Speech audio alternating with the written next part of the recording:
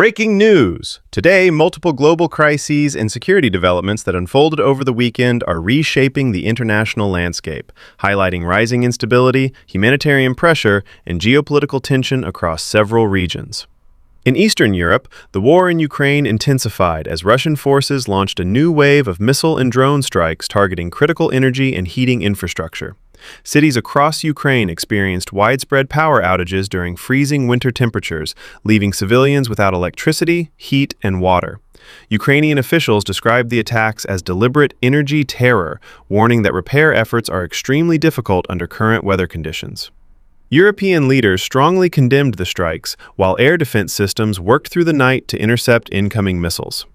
Meanwhile, Iran witnessed one of its most significant waves of unrest in recent months. Large-scale anti-regime protests erupted across major cities including Tehran, Isfahan, and Shiraz. Demonstrators demanded political change and economic relief, chanting slogans against the government.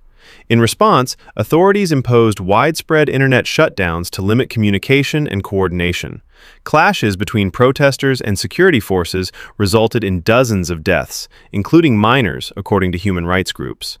Hospitals reported a surge of injuries as international observers called for restraint and accountability.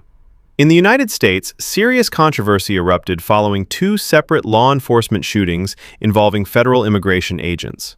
In Minneapolis, a woman was fatally shot by an ICE agent during an enforcement operation, while in Portland, Customs and Border Protection officers wounded two individuals during a vehicle stop. The incidents triggered nationwide protests, with local leaders and civil rights organizations demanding independent investigations and reforms. The cases have reignited debate over immigration enforcement and the use of force. In the Middle East, a rare diplomatic development emerged as Syrian government forces and Kurdish-led groups reached a ceasefire and integration agreement after recent military advances in northern and eastern Syria. The deal aims to reduce internal conflict and bring previously contested areas under broader government authority. Analysts say the agreement could significantly shift power dynamics in the region, though its durability remains uncertain. Finally, in South America, Chile declared a national state of catastrophe after devastating wildfires tore through central and southern regions. At least 18 people were killed, tens of thousands were forced to evacuate, and vast areas of forest and residential zones were destroyed. The military was deployed to assist emergency services as extreme heat and strong winds continued to fuel the fires.